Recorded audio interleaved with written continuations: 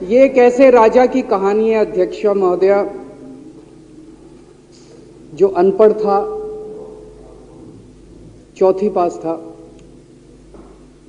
बेहद अहंकारी था, बहुत अहंकार था, बहुत ज्यादा, और पैसे की इतनी हवस थी, इतना भ्रष्टाचारी था, इतना भ्रष्टाचारी राजा था। ये एक महान देश की कहानी है। एक बहुत महान देश था, कई हजार साल पुराना देश। उस देश में एक गांव में एक बहुत गरीब परिवार में एक बच्चे का जन्म हुआ। जब बच्चे का जन्म हुआ तो ज्योतिषी ने कहा, गांव में ज्योतिषी होते हैं, आते हैं, वो पत्री बनाते हैं। ज्योतिषी ने कहा, माई तेरा लड़का बड़ा होके बहुत बड़ा सम्राट बनेगा। माई को यकीन नहीं हुआ, मेरा इतने गरीब हूं मैं, कहां से मेरा बेटा सम्राट बनेगा। तो उसने कहा, नहीं, तेरे बेटे के ग्रह बताते हैं तेरा बेटा बहुत बड़ा सम्राट बनेगा। बेटा धीरे धीरे बड़ा होने लगा। स्कूल, गांव का ही स्कूल था, स्कूल जाता था, उसका पढ़ने वढ़ने में मन नहीं लगता था। तो चौथी के बाद उसने किसी तरह से चौथी करी, चौथी के बाद उसने स्कूल छोड़ दिया। गांव के पास एक रेलवे स्टेशन था।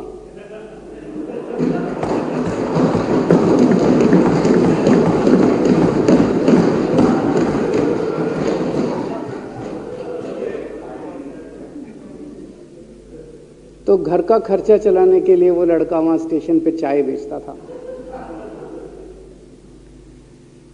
लड़के को भाषण देने का बड़ा शौक था।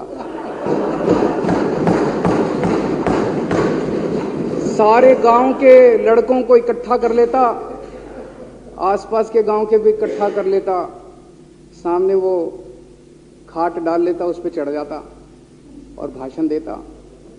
धीरे धीरे आसपास के गांव के लड़के भी इकट्ठे हो गए। जिस भी चीज में भाषण देता, एक बार शुरू हो जाता तो बंद ही नहीं होता। अब ज्योतिषी ने कहा था, लड़का बड़ा हुआ, बड़ा होके एक दिन उस महान देश का वो राजा बन गया। पूरे देश में उसका नाम हो गया चौथी पास राजा। लोग उसको चौथी पास राजा कहते थे। अब उसे आता जाता कुछ था नहीं, पढ़ा लिखा था नहीं। अफसर आते, कुछ अंग्रेजी में चपर चपर करते, उसको समझ नहीं आता। अफसर जो मर्जी उससे साइन करा के ले जाते, जो मर्जी उससे साइन करा के ले जाते। अब वो कुछ पूछे अफसरों से तो उसे भी शर्म आती थी कि मैं पूछूंगा तो उनको लगेगा अनपढ़ आदमी है, पता चल जाएगा। तो उसके भी दिल में ये रहता था, यार मैं पूछूं ना पूछूं। पता नहीं किस किस चीज पे उसने चौथी पास राजा ने साइन कर दिए। फिर धीरे धीरे राजा को ये बुरा लगने लगा, यार ये मेरे को चौथी पास कहते हैं। तो उसने एक फर्जी डिग्री बनवा ली। कहीं से फर्जी डिग्री बना के ले आया, एमए की। बोला मैं एमए हूं। तो लोगों को लगा, यार ये तो ठीक नहीं है, ये तो फर्जी डिग्री हम बना के ले आया हमारा राजा। तो लोगों ने आरटीआई डाली। जो आरटीआई डालता उस पर 25,000 रुपये जुर्माना।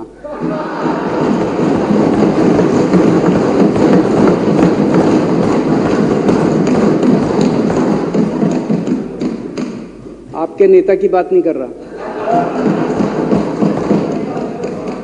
आप लोग भी हंस सकते हो।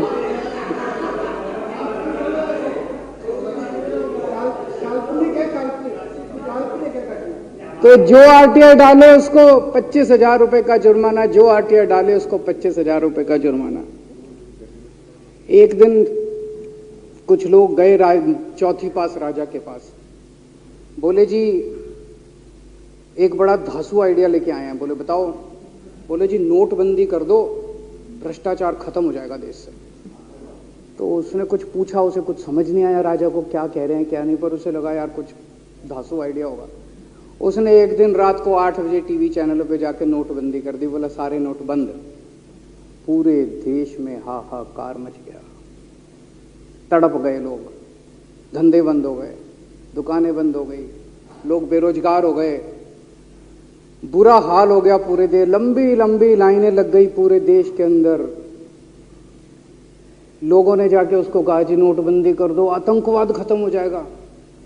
ना आतंकवाद खत्म हुआ, ना भ्रष्टाचार खत्म हुआ, देश बर्बाद हो गया। वो महान देश जिसका वो राजा बना था, वो देश 10 साल 15 साल 20 साल पीछे चला गया उस नोटबंदी से, उस चौथी पास राजा की वजह से। एक दिन कुछ लोग गए उस राजा के पास, बोले जी खेती खूब बड़ी हो जाएगी, ये किसानों के कानून पास कर दो। अब उसको कुछ अकल नहीं थी राजा को, अनपढ़ राजा था। उसने साइन कर दिए, 3 काले कानून पास हो गए किसानों के। पूरे देश के किसान सड़कों पे, जगह जगह मोर्चे, 750 किसानों की मौत हो गई 1 साल के अंदर। अंत में राजा को वो कानून वापस लेने पड़े। धीरे धीरे देश की समस्याएं बढ़ती गई, क्योंकि राजा ऐरे गहरे। इससे पहले एक और राजा आया था, मोहम्मद बिन तुगलक, वो भी ऐसे ही करता था। कभी उसने देश की राजधानी बदल दी, कभी बोला मैं चमड़े के सिक्के बनाऊंगा। उसी तरह से ये था अनपढ़ राजा, कुछ भी कर देता था। अब राजा को एक दिन लगा यार मैं तो राजा बन गया, पता नहीं कितने दिन रहूंगा। तो उसकी गरीबी में जो जीवन उसने जिया था, उसे लगा यार पैसे तो कमाने चाहिए। पैसे कैसे कमाऊं? पैसे कमाऊंगा तो जनता में छवि खराब होगी। तो उसने अपने एक दोस्त को बुलाया और उस दोस्त को बोला कि ऐसा करते हैं कि मैं तो राजा हूं, सारे सरकारी ठेके तेरे को दिलाऊंगा, सारी कंपनियां तेरे को दिलाऊंगा, सरकारी पैसा तेरे को दिलाऊंगा, नाम तेरा पैसा मेरा। तेरे को पूरे उस पे 10% कमीशन तेरे को मिलेगा, सारा पैसा मेरा। दोस्त मान गया। दोस्त को क्या था, फ्री में पैसा मिल रहा था, दोस्त मान गया।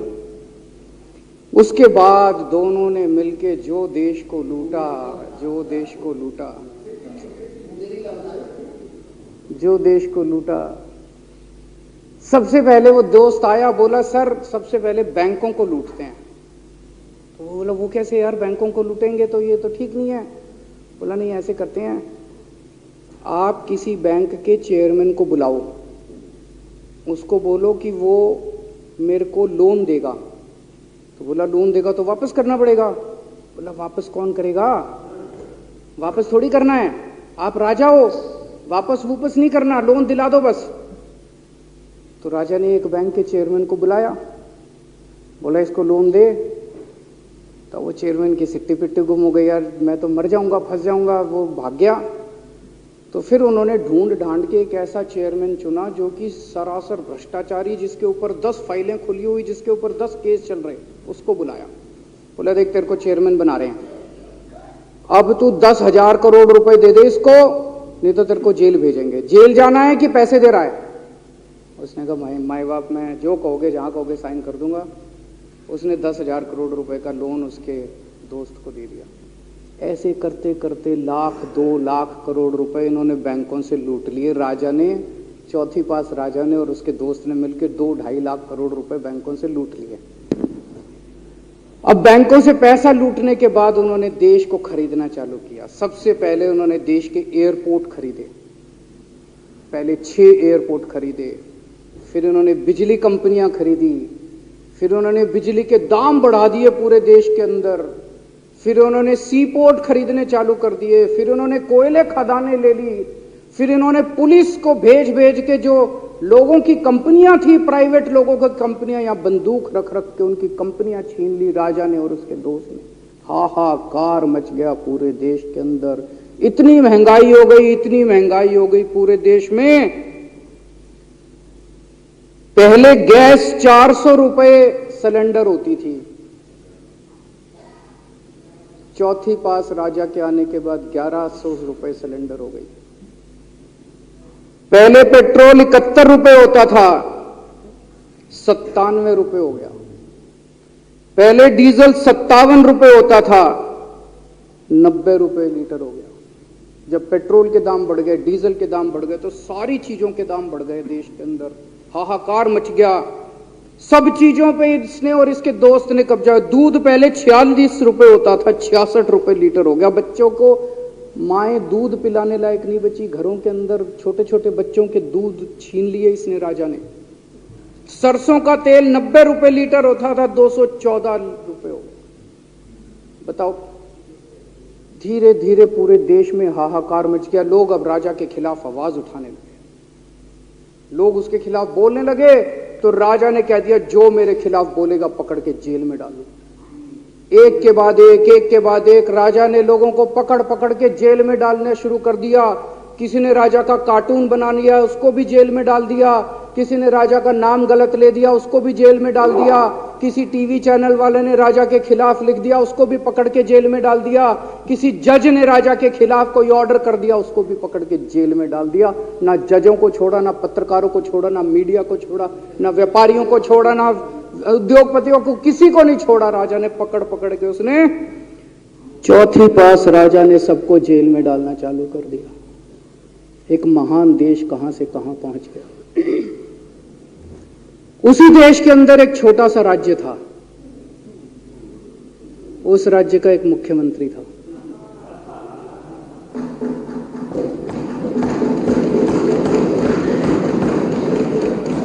उनके चेहरे पे भी स्माइल आ गई।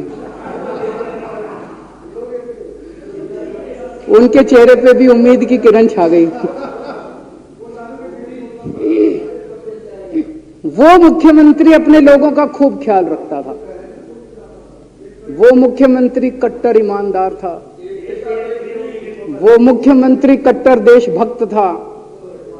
वो मुख्यमंत्री पढ़ा लिखा था।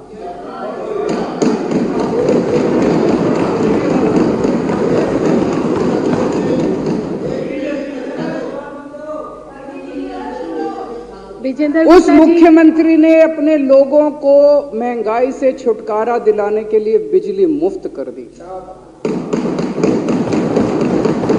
भाई साहब, उसके बाद तो चौथी पास राजा पागल हो गया।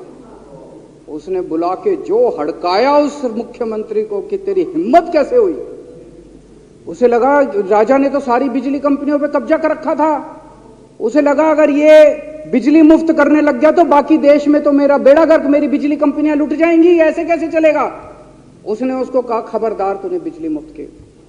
मुख्यमंत्री नहीं माना। धीरे धीरे उस मुख्यमंत्री ने अपने गरीबों के स्कूल ठीक करने चालू कर दिए। तो राजा ने उसको बुला के और हड़काया। राजा बोला, ये क्या कर रहा है तू, स्कूलों के में बच्चों को पढ़ाता है, तू स्कूल खोल रहा है, ये बंद कर, ये सब, ये नहीं चलेगा इस देश का। वो नहीं माना मुख्यमंत्री।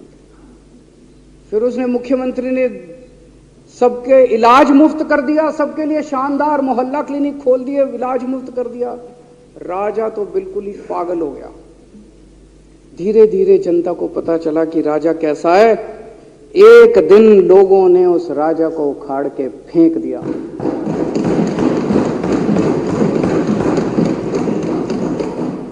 और लोगों ने एक किसी ईमानदार और देशभक्त आदमी को वहां बिठा दिया और उनकी सरकार आ गई। और उसके बाद देश से महंगाई खत्म हुई और देश रात दूनी चौगुनी तरक्की करने लगा। तो जैसे हम बचपन में सुना करते थे, moral of the story, Hindi में क्या कहते, मॉरल ऑफ द स्टोरी का मतलब भाई इस कहानी में क्या प्रेरणा मिलती है। इस कहानी से, इस कहानी से ये प्रेरणा मिलती है कि अगर आपके देश में महंगाई है, आपके देश में समस्याएं हैं, आपके देश में सब कुछ गड़बड़ चल रहा है, तो सबसे पहले जांच परख के देखो आपका राजा अनपढ़ तो नहीं है। अगर आपके देश में सब गड़बड़ चल रहा है, बेरोजगारी है, बहुत सारी समस्याएं हैं, जरा देखो राजा, आपके राजा को कोई दोस्त तो नहीं है। अगर है तो सबसे पहले अपने राजा को उखाड़ के फेंको, नहीं तो आपकी समस्याओं का कोई समाधान नहीं होगा। आपकी समस्याओं का कोई समाधान नहीं होगा। वो पढ़ा करते थे, अंधेर नगरी चौपट राजा, सवा शेर बाजी सवा शेर खाजा। बहुत बहुत शुक्रिया।